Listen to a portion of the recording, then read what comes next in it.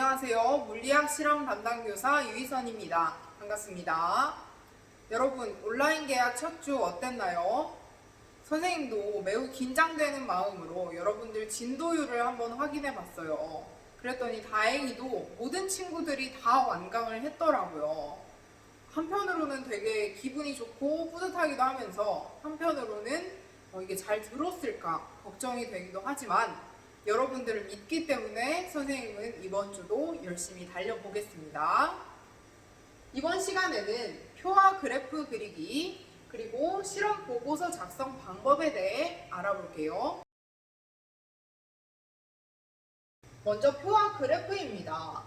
우리가 실험을 하게 되면 측정값, 즉 데이터를 얻게 되는데 이것을 중구난방으로 표기하면 알아보기가 힘들겠죠. 그래서 우리는 한눈에 알아보기 쉽도록 표와 그래프라는 것을 사용합니다. 그렇다면 이 둘은 어떤 차이가 있을지 장단점을 한번 살펴보겠습니다. 먼저 표는 유효숫자 표기가 장점이래요. 표는 데이터를 나타내는데 따로 제한이나 한정되어 있는 게 없어요. 그래서 많으면 많은 대로 있는 대로 그대로 표기할 수 있습니다. 따라서 유효숫자 표기에 유리합니다. 하지만 많을수록 한눈에 알아보기는 힘들어요. 그래서 전체적인 경향성을 나타내는 데는 불리합니다. 반면에 그래프는 전체적인 경향성을 나타내는 데는 매우 용이하지만 유효숫자를 있는 그대로 표기할 수는 없다는 단점이 있습니다. 따라서 우리가 보고서를 작성할 때는 표와 그래프 모두 다 나타내주는 것이 일반적인 관례입니다. 표를 나타내는 데는 몇 가지 규칙이 있어요. 하나씩 보도록 하겠습니다. 첫 번째, 단위 포함입니다. 선생님이 실험이나 수행평가를 할 때 꼭 단위 적으세요 라는 말을 한 적이 있어요. 단위를 포함하는 것은 표뿐만이 아니라 그래프에도 중요한 규칙입니다. 두 번째는 논리적 순서예요. 논리적 순서라는 말은 내가 이것이 중요하다고 해서 이것을 앞에 놓는 것이 아니라 실험 과정에 따라서 순서대로 데이터를 배치해야 한다는 말입니다. 마지막으로 적절히 변환이에요. 적절히 변환이라는 말은 우리가 의미 있는 실험 결과를 나타내기 위해 측정값끼리 서로 더하거나 빼거나 곱하거나 나누는 등의 계산을 해서 표에 나타낼 수 있다는 의미예요. 예를 들어 한번 보겠습니다. 작년에 여러분들 운동량 보존 법칙 한 거 기억나나요? 실험 그래프, 표를 여기에 선생님이 갖고 와봤어요. 표를 나타내는 규칙 첫 번째 뭐였나요? 그렇죠. 우리가 단위를 항상 표현해 주어야 한다는 거예요.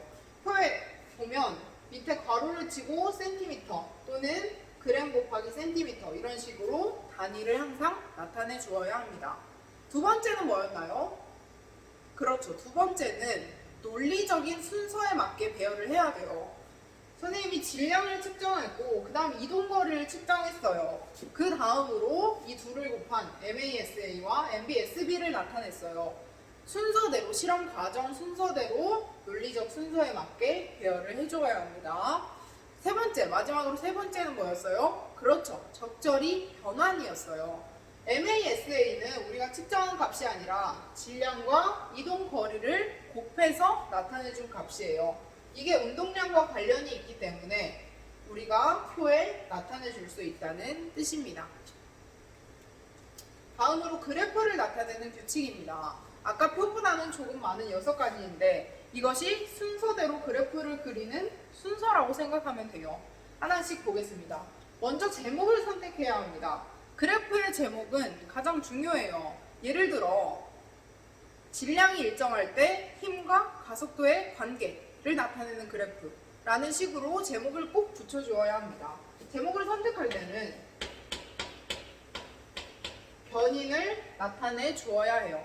변인은 여러분들 배웠다시피 뭐가 있어요? 우리가 변화시켜주는 조작 변인 그리고 조작 변인의 변화에 따라 변화되는 종속 변인 마지막으로 일정하게 유지시켜 주어야 하는 통제 변인이 있어요. 통제 변인. 자, 그 다음에는 축을 선택해 주어야 해요. 축에는 어떤 것이 있나요? 가로축과 세로축, 즉 X축과 Y축이 있어요. 그런데 일반적으로 규칙에 따르면 가로축에는 조작 변인을, 세로축에는 종속 변인을 나타내 줍니다. 이것이 일반적인 규칙이에요. 세 번째, 단위를 나타내기입니다. 단위를 표에서도 마찬가지로 그래프도 항상 나타내 주어야 돼요. 그 다음 눈금 선택하기. 눈금은 일단 가로축을 균등하게 분배하고 세로축을 균등하게 분배하는 것은 같아요. 하지만 그 두 개의 간격이 서로 같을 필요는 없어요. 그래서 선생님이 여기다가 써볼게요. 가로와 세로의 간격이 같을 필요는 없어요. 같을 필요는 없더라. 자, 그 다음에 꼭 0에서 시작해야 하나요? 아니에요. 꼭 0에서 시작할 필요는 없어요. 큰 수면 그냥 그 수부터 시작해주면 되는 겁니다. 자, 그 다음 측정 자료 점찍기. 여기서 측정 자료라는 거는 측정 값, 즉 데이터를 의미해요. 우리가 그래프 가로축과 세로축을 설정을 했으면 거기에다가 측정 값을 찍어 주어야 된다는 거예요. 자, 그 다음에는 이 측정 값들을 잘 나타낼 수 있는 선이나 막대를 그려주면 그래프가 비로소 완성이 되는 겁니다. 근데 이 선이나 막대를 그리는데도 규칙이 있어요. 그러면 그것에 대해 자세히 알아보도록 하겠습니다. 최소 자승법이라는 거예요. 최소 자승법이기 전에 우리가 추세선이 뭔지 알아봐야 돼요. 그 그래프를 그릴 때 선이나 막대, 측정 값들을 잘 나타내주는 선이나 막대를 바로 추세선이라고 합니다. 그럼 추세선은 뭐예요? 추세선은 변인 간의 상관관계를 나타내 주어요. 예를 들어 그래프가 이렇게 있는데 일자로 직선으로 나왔다. 그러면 비례한다는 것을 알려주겠죠. 이런 식으로 추세선은 그래프 변인 간의 상관관계를 나타내더라. 그러면 최소 자승법의 원리를 따른다는데 도대체 최소 자승법이 뭔지 한번 설명해 볼게요. 예를 들어 그래프 선을 그렸는데 측정값들이 이렇게 왔다 갔다 있어요. 그런데 그래프와 그 측정값들의 편차를 제곱해서 다 더한 것이 크면 클수록 좋을까요? 아니면 작으면 작을수록 좋을까요? 이 선과 측정값들의 차이를 제곱하여 다 더한 게 작으면 작을수록 이 측정값들의 일반적인 경향성을 잘 나타내 줄 수 있겠죠. 그것이 바로 최소 자승법이에요. 그러니까 편차가 작도록 선을 그려야 한다는 말이죠. 근데 이걸 일일이 계산해서 하기에는 많이 실험 시간도 부족하고 되게 어려워요. 그래서 우리는 일반적인 규칙 4가지를 알고 있으면 됩니다. 첫 번째, 직선이나 곡선이 되도록 그려야 돼요. 이건 당연한 말이죠. 측정값이 왔다 갔다 한다고 해서 선이 왔다 갔다 하면 그거는 그냥 선을 이어놓은 거에 불과하겠죠. 두 번째, 반은 위에 반은 아래에 있도록.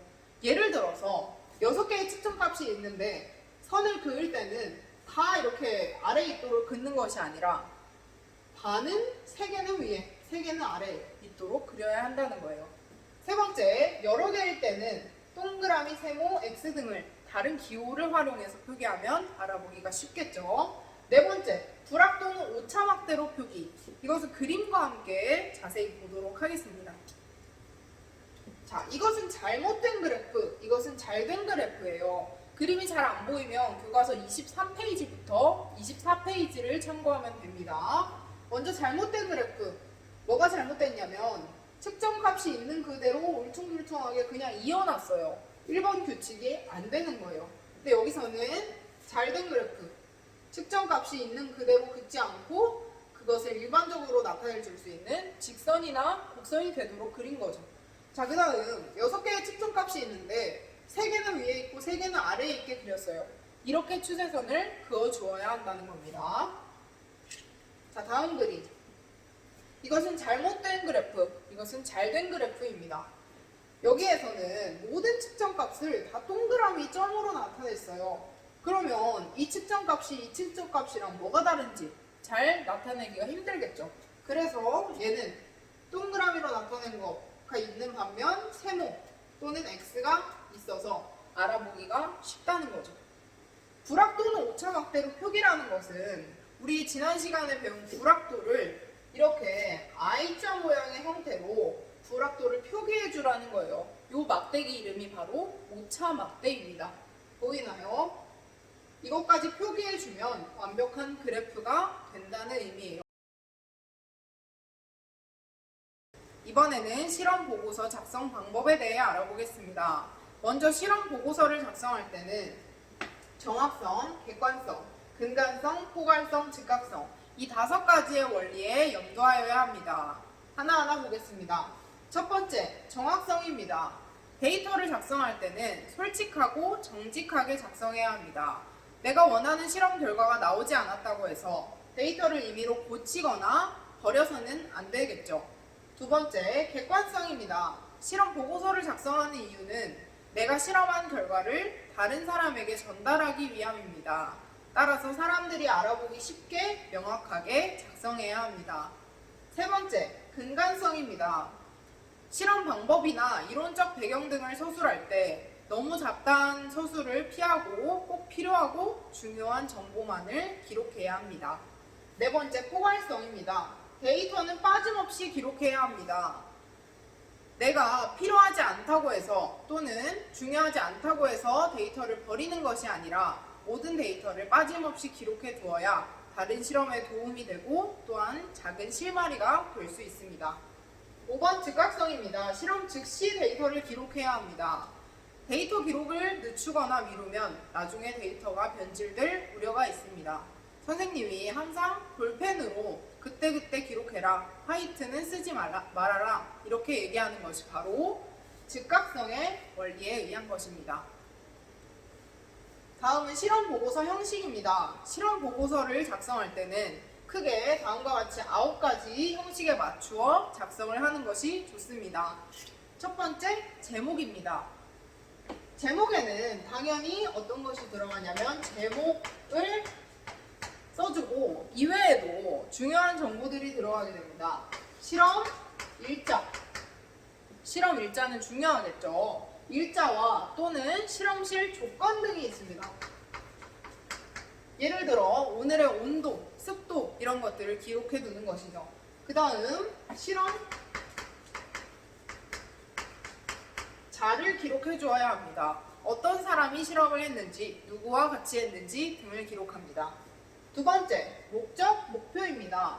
목적, 목표는 실험에서 무엇을 얻고자 하는 것인지, 무엇을 측정하고자 하는 것인지가 되기 때문에 매우 중요합니다. 따라서 이것은 물음표로 선생님이 나타내겠습니다. 어떤 것을 실험하느냐? 세 번째는 준비물입니다. 준비물은 실험을 하는데 필요한 기구 또는 재료를 의미합니다. 네 번째는 이론적 배경입니다. 이론적 배경은 말 그대로 지식적인 것입니다.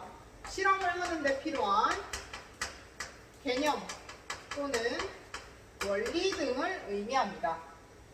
다섯 번째는 방법입니다. 실험을 할 때 어떤 기구를 어떻게 장치하는지 그리고 어떤 과정에 따라 실험을 하는지 1, 2, 3, 4, 5로 나타내는 게 쉽게 말해서 방법입니다.